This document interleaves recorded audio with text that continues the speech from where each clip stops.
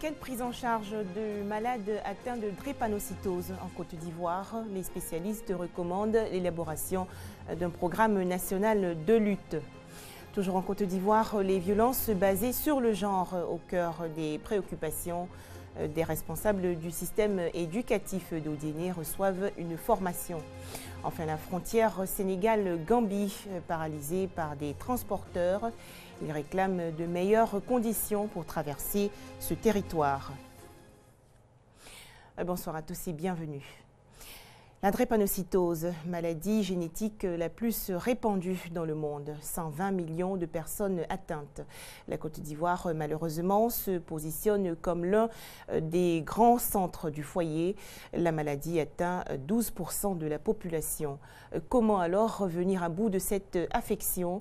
Selon les spécialistes de la drépanocytose, l'élaboration d'un programme national de lutte pourrait ralentir sa progression. Service hématologie du CHU de Yopougon. Sur ce lit se trouve Aïcha Sangaré, une patiente souffrant de la drépanocytose. Ça se manifeste par les os, ma poitrine, mon ventre. En tout cas, tout mon corps me fait mal. Comme Aïcha, la drépanocytose touche plusieurs personnes. Pour moi, spécialement, c'est rare que ça m'arrive par les os, quoi. Des douleurs dans l'abdomen, spécialement quand je viens faire des injections. C'est ça seulement qui peut calmer. La drépanocytose, une maladie génétique héréditaire de l'hémoglobine. C'est une maladie qui affecte donc l'hémoglobine. L'hémoglobine, c'est le pigment rouge qui est à l'intérieur de nos globules rouges, donc qui donne la couleur à notre sang. Et les patients drépanocytaires ont une hémoglobine qui s'appelle l'hémoglobine S. Et cette hémoglobine S a la fâcheuse tendance à former des grandes fibres à l'intérieur du globule rouge et donc à déformer le globule rouge. En Côte d'Ivoire, la prévalence est d'environ 12%. La drépanocytose, une maladie qui se présente sous plusieurs formes. Il y a la forme SS, qui est la forme homozygote, qui est la forme grave, où toute l'hémoglobine normale, qui est l'hémoglobine A, est remplacée par l'hémoglobine anormale, qui est dénommée hémoglobine S. Donc c'est la forme la plus sévère. Nous avons une autre forme qu'on appelle la forme SC. L'association de l'hémoglobine C à l'hémoglobine S réalise la drépanocytose SC. C'est une forme aussi majeure. À côté de la SS et de la SC, nous avons la drépanocytose associée à une autre maladie génétique qu'on appelle la thalassémie. Lorsqu'elle est associée à la drépanocytose, elle va donner deux formes. La forme SFA2, qui est une forme qui est superposable à la forme SS.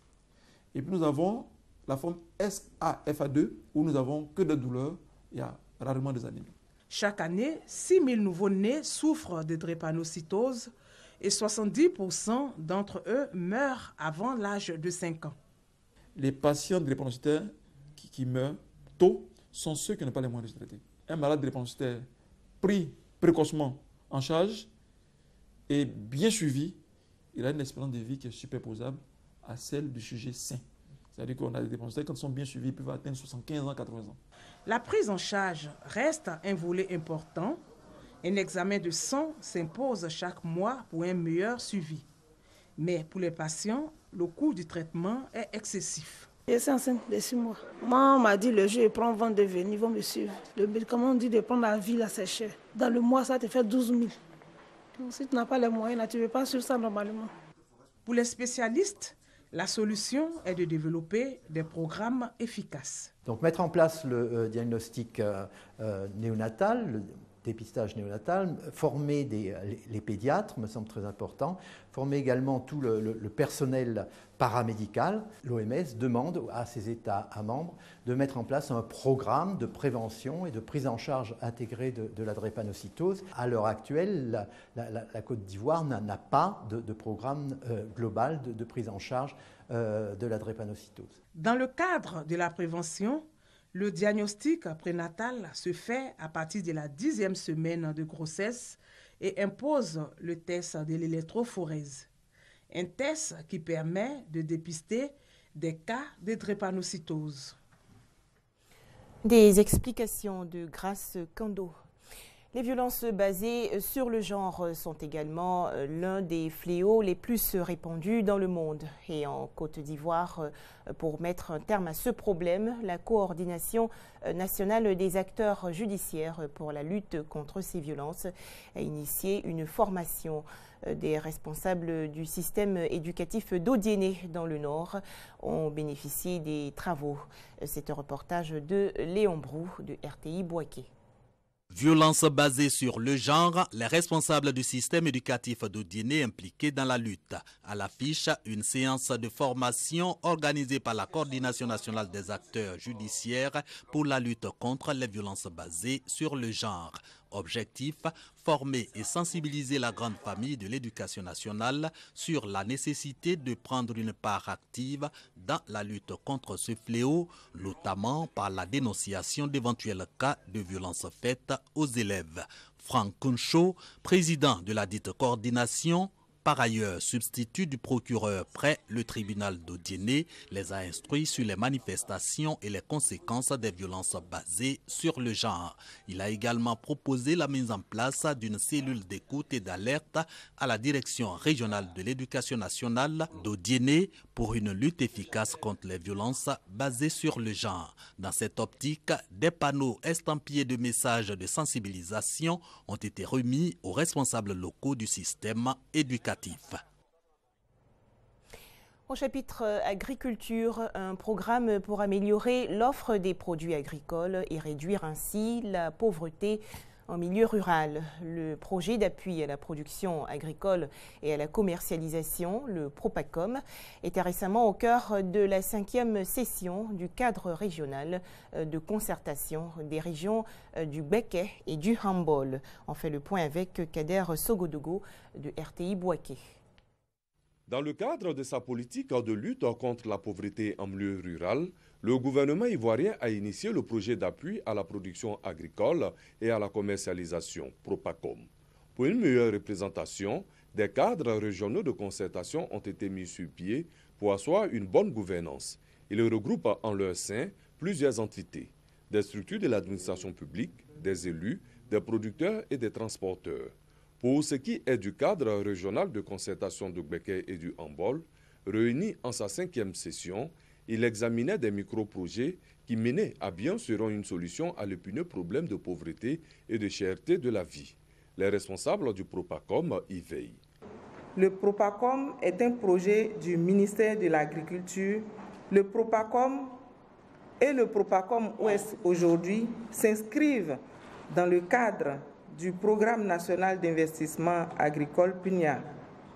Et comme tel, ils œuvrent à réduire la pauvreté et l'insécurité alimentaire dans leurs zones respectives d'intervention.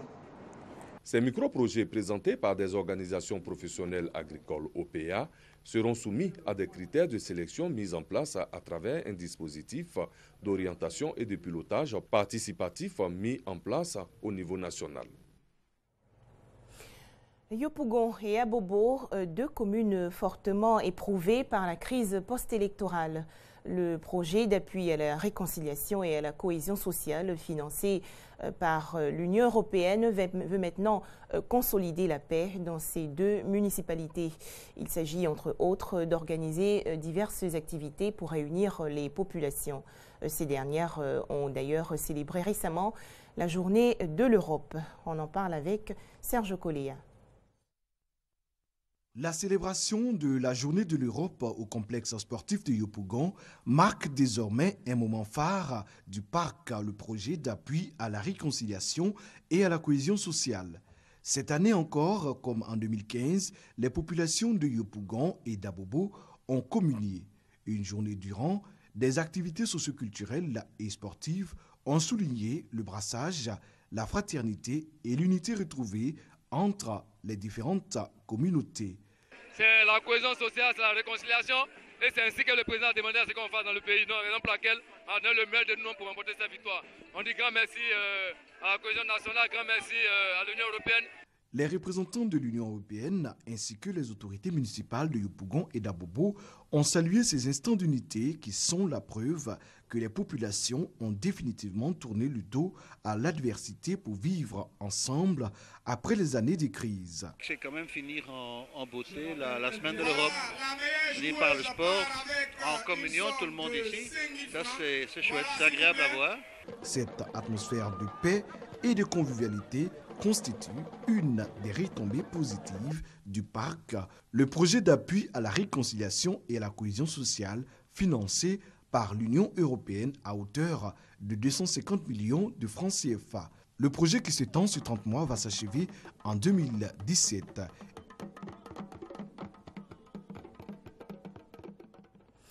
Revenons, si vous le voulez bien, sur la célébration de la Pentecôte 2016. Les chrétiens de l'église évangélique des Assemblées de Dieu de Yopougon, quartier Koweït, ont consacré 4 jours de prière, d'évangélisation et de guérison.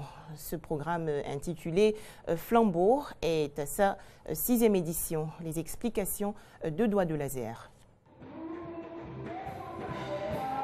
L'Esprit de Dieu en vous et vous vivrez.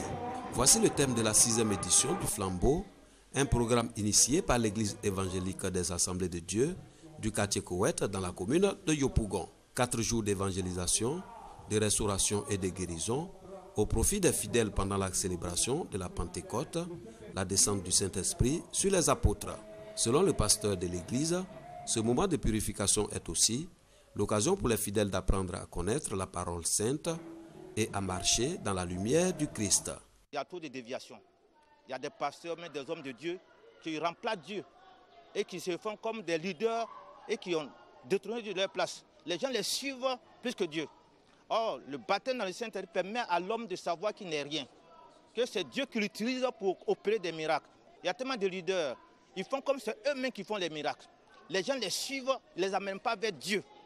Eux, le pentecôtisme vrai, authentique, comme au temps primitif, avec les apôtres, ils ont ramené Dieu à sa place. Tant que l'Église n'a pas pris sa place et que le monde n'a pas changé, à la limite de la parole de Dieu, on peut être pasteur, on peut tout faire, on peut faire des miracles sans connaître Dieu. Et Allah en fait. Or, l'essentiel, c'est d'aller au paradis. La fête du Flambeau est organisée chaque année, le premier jour après la Pentecôte. Elle permet aux chrétiens du Temple des Assemblées de Dieu de Yopougon, quartier Koweït, de traduire leur reconnaissance au Saint-Esprit pour ses bienfaits. À l'international, le bras de fer entre le Sénégal et la Gambie. La raison, la fermeture des frontières entre les deux pays suite à la décision du président Yaya Jammeh d'augmenter les taxes de passage. Depuis plusieurs jours donc, aucune marchandise ne transite aux différents points de contrôle. Vide, commerce vide, trafic minime, la petite localité de Cœuraïbe est une ville morte depuis plus de 3 mois, depuis que la Gambie a décidé de multiplier par 100 les taxes de passage pour les transporteurs, aux grandes dames des commerçants transfrontaliers comme Abdoulaye Diallo. Le Sénégal, la Gambie, c'est la même famille. Donc normalement, il faut se comprendre sans qu'il y ait des conséquences néfastes au niveau de la population. Parce que nous, en tant que population, nous souffrons. Ce n'est pas de notre faute. Nous les plaidoyons pour qu'ils acceptent. À cause de la population qui souffre, le bas peuple qui souffre, d'ouvrir les frontières pour qu'on relance les activités. La Gambie commence à manquer de marchandises importées et les passagers sénégalais doivent contourner la Gambie pour se rendre dans la région de Casamance. Aux frontières, les seuls à tirer avantage de cette situation sont les charretiers et les conducteurs de 2 roues comme Babacar Diagne, libres d'aller et venir entre les deux pays. On ne se plaint pas, les affaires marchent mieux qu'avant. On peut gagner jusqu'à 10 € par jour et il nous reste même de l'argent après les taxes de passage. À 90 km de Cœuraïbe, une file de camions est stationnée au poste frontière de Karang. Jeune apprenti chauffeur, Khadim Diakité est bloqué depuis 2 mois dans son camion avec pour seul horizon cette infranchissable frontière. Nous avons de sérieux problèmes à cause de la fermeture des frontières, car nos marchandises sont bloquées en Gambie. Même pour se nourrir, cela devient compliqué. Malgré des peuples et des langues identiques, le Sénégal et la Gambie ne s'entendent pas. L'éphémère Confédération de Sénégambie a été dissoute en 1989 après 7 ans d'existence. Pour le Sénégal, cette nouvelle crise est l'occasion de mettre sur la table des négociations d'autres sujets de discorde, notamment la construction d'un pont entre les deux pays, au point mort depuis la pose de la première pierre l'année dernière. Le financement pour le fonds existe déjà, c'est la BAD, il met 50 milliards de francs CFA. Donc rien ne doit entraver, en tout cas, le processus de construction de ce pont, qui va être extrêmement important dans les relations entre la Gambie et le Sénégal. Le Sénégal francophone au système démocratique devra une fois de plus déployer des trésors de diplomatie pour s'entendre avec son imprévisible voisin anglophone, dirigé depuis 20 ans par Yahya Jammeh à coups de répression sanglante. Voilà, merci de toujours suivre RTI2 et puis très bonne suite des programmes. À demain.